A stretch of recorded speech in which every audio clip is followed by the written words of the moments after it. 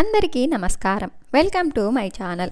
ఈరోజు వీడియోలో మనం అప్పటికే ఆలస్యం అయ్యింది అనే కథ గురించి తెలుసుకుందాం. నా వీడియో కనుక మొదటిసారిగా చూస్తుంటే నా ఛానల్ని సబ్స్క్రైబ్ చేసుకోండి.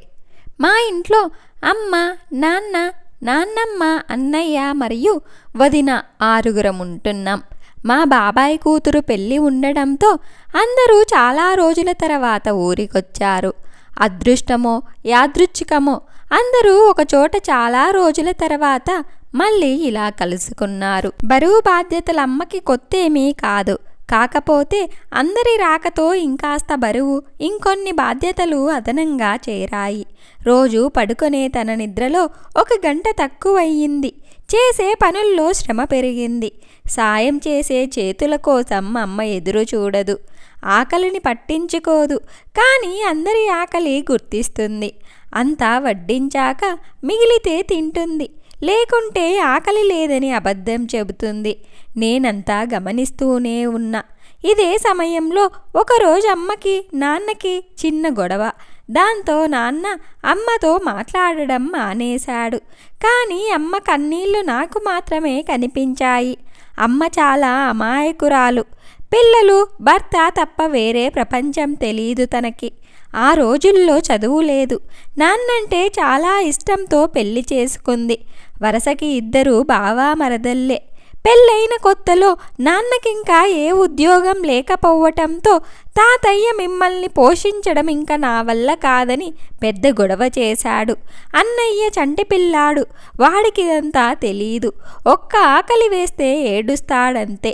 వాడి ఆకలి తీర్చడానికి నాన్న ట్యూషన్ చెప్పడం మొదలుపెట్టాడు. ఇంతలో నాన్నకి గ్రూప్ 2 నోటిఫికేషన్ పడింది. కోచింగ్ కోసం డబ్బులు కావాలి. నాన్న తన ఆత్మగౌరవం చంపుకోలేక తాతని అడగలేకపోయాడు. ఆ కష్ట సమయంలో అమ్మ నాన్నకి తోడుగా నిలిచింది. తన తాళిని తీసి పసుపు కొమ్ము కట్టుకుని దేవుడి దగ్గర తాళిని పెట్టి, మా ఆయన పెద్ద ఆఫీసర్ అయ్యి రావాలి, అందుకోసం మీ దీవెనలెప్పుడు మా ఆయన పైన ఉండాలని ప్రార్థించి దాన్ని తాకట్టు పెట్టి వెళ్ళి మంచి ఆఫీసర్ అయ్యి రమ్మని నాన్నని పంపింది. అక్కడికి 2 ఏళ్లకు నాన్న అసిస్టెంట్ కమర్షియల్ టాక్స్ ఆఫీసర్ అయ్యాడు. మా కష్టాలన్నీ తీరిపోయాయనుకున్నామందరం. కొన్ని రోజులు గడిచాయి. పరిస్థితులేమీ బాలేవు. నాన్న చీటికి మాటికి అమ్మ మీద అరుస్తున్నాడు, కోప్పడుతున్నాడు, కసురుతున్నాడు. దగ్గరికి రానివ్వట్లేదు. విషయం తెలియని అమ్మ తనలో తానే బాధపడుతుంది. అన్నయ్యని చంకలో ఎత్తుకుని అమ్మవారిని దర్శించుకొని తన బాధను చెప్పుకుందామని గుడికి వెళ్ళి తిరిగొస్తోంది. దారిలో నాన్న వేరే అమ్మాయిని బైక్ మీద తీసుకెళ్లడం గమనించి కారణమిదా అని ఏడుస్తూ ఇంటికి వచ్చేసింది. అమ్మకి చాలా భయం వేసింది, నాన్న వదిలేస్తాడని. అందుకే వెంటనే అడిగేసింది, అన్నీ తెలుస్తున్నాయి మీ కథలు. ఇంతకీ ఎవరా నంగనాచి నా కాపురంలో నిప్పులు పోయటానికొచ్చిందని నాన్నని గట్టిగా అడిగి కడిగేసింది. అంతే. కోపంతో ఊగిపోయిన నాన్న మొదటిసారి అమ్మ మీద చెయ్యెత్తాడు. అది మొదలు. అమ్మ అడిగిన ప్రతిసారి కొట్టేవాడు. అమ్మ రోజు బాధపడేది, ఏడ్చేది. ఎన్నో నిద్రలేని రోజులు గడిపింది. కానీ ఏ రోజు మమ్మల్ని, నాన్నని వదలలేదు. తన రెక్కలు ముక్కలయ్యేలా కష్టపడేది. అమ్మ కష్టం నాకు మాత్రమే అర్థమయ్యేది. కొన్నాళ్లకు తను పెద్దవాళ్ళందరినీ బ్రతిమిలాడి తన మాంగల్యం కాపాడమని వేడుకుంది. వాళ్ళందరూ నాన్నకు అర్థమయ్యేలా చెప్పారు. కొన్ని రోజులకి నాన్న దారికి వచ్చాడు. కానీ అమ్మకి ఇంకా కష్టాలు తప్పలేదు. అన్నయ్యకి స్కూల్కి వెళ్ళే వయసొచ్చింది. మాతో పాటే అమ్మ వయసు కూడా పెరుగుతోంది. కానీ పనులు తగ్గట్లేదు. అమ్మ ఆరోగ్యం ఎప్పుడూ బాగుండేది కాదు. తరచూ ఒళ్ళు వేడిగా ఉండటం, కాళ్ళు చేతులు తిమ్మిర్లు పట్టడం ఇలాంటివి ఉండేవి. నాకు చాలా బాధ వేసేది. మాతో చెప్పుకోలేదు. అన్నయ్య చిన్నపిల్లోడు. నాన్నకి చెప్తే అరుస్తాడు. కానీ అమ్మ ముఖం పైన చిరునవ్వు చెరిగేది కాదు. ఆ అందమైన ముఖం చూస్తే స్కూల్ నుంచి ఇంటికి వచ్చే అన్నయ్యకి ఎంతో ఆనందంగా ఉండేది. ఒకరోజు అమ్మ బాగా అలసిపోయింది. పాపం ఏ పని చెయ్యలేకపోతోంది.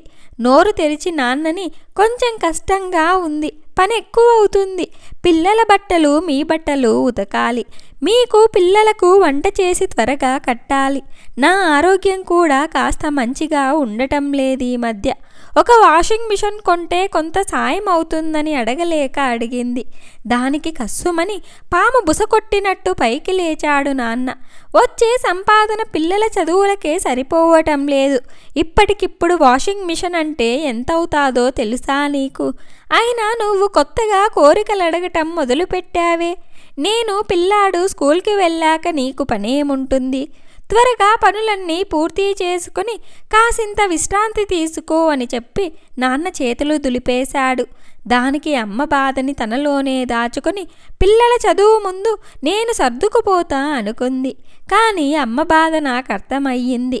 అమ్మ తన అన్ని కోరికలు మెల్లమెల్లగా చంపుకుంటూ నెట్టుకొస్తోంది. కానీ ఆ రోజు అనుకున్న నేను అమ్మ కష్టాలు తీర్చేయాలి ఎలా అయినా అని. అన్నయ్య పెరిగి పెద్దయ్యాడు.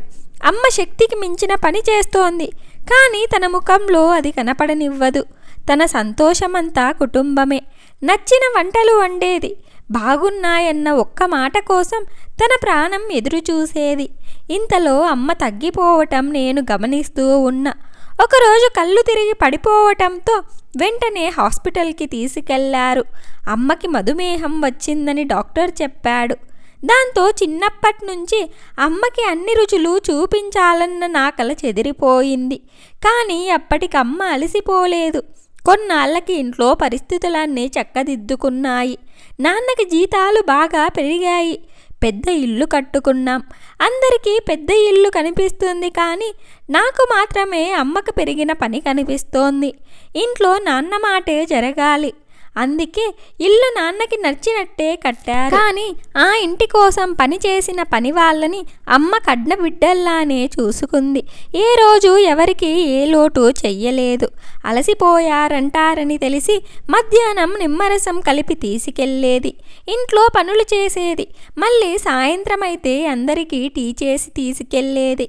ఇలా అమ్మకి పగలంతా విశ్రాంతి లేకపోవటం, సమయానికి తిండి తినకపోవటం తన ఆరోగ్యాన్ని మరింత క్షీణింపచేశాయి. అయినా అమ్మ అలసిపోలేదు.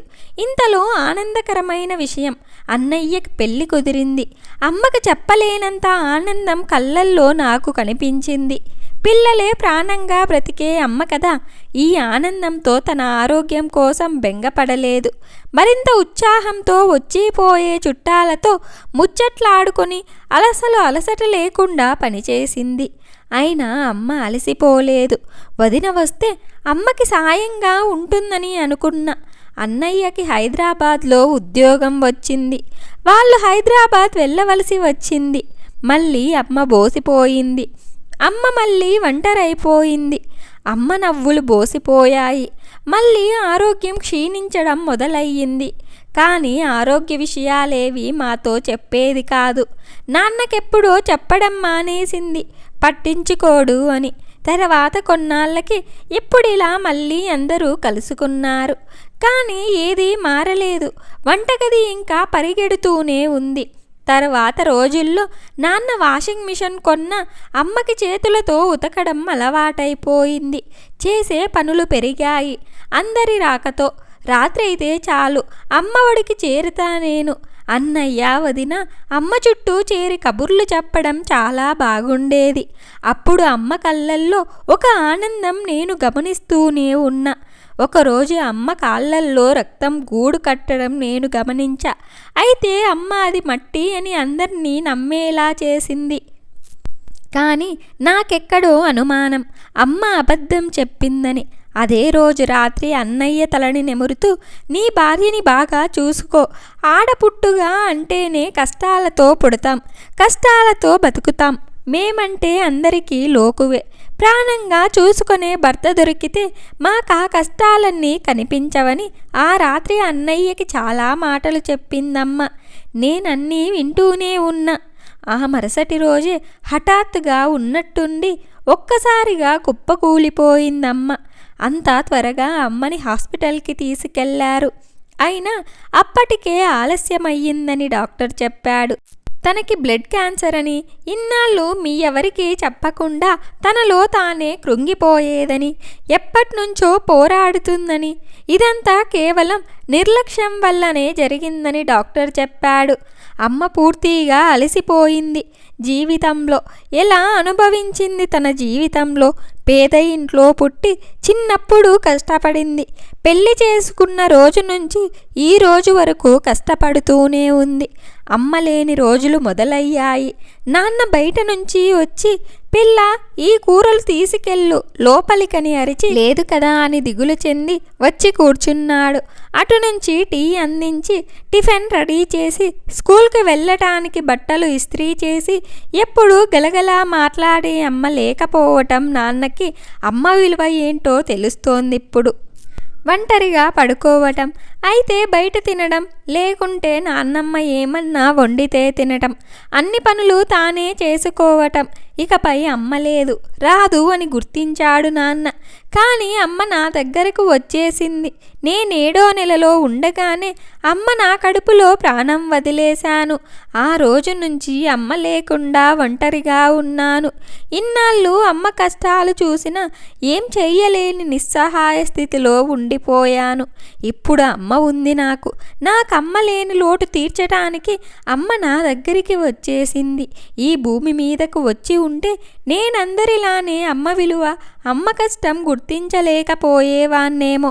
నన్ను పురిటిలోనే ప్రాణం తీసిన ఆ దేవుడు తల్లి పడే కష్టం, తను పెంచే ప్రేమ గుర్తించేలా వరమిచ్చాడనుకుంటా. అందుకే నా ఆత్మ ఎప్పుడూ అమ్మని వదలలేదు. ఆడవాళ్ళ కష్టాన్ని గుర్తిద్దాం, వాళ్ళకి పనుల్లో సాయం చేద్దాం, ప్రేమగా ఆప్యాయంగా చూసుకుందాం. వాళ్ళ ఆరోగ్యం మన బాధ్యత.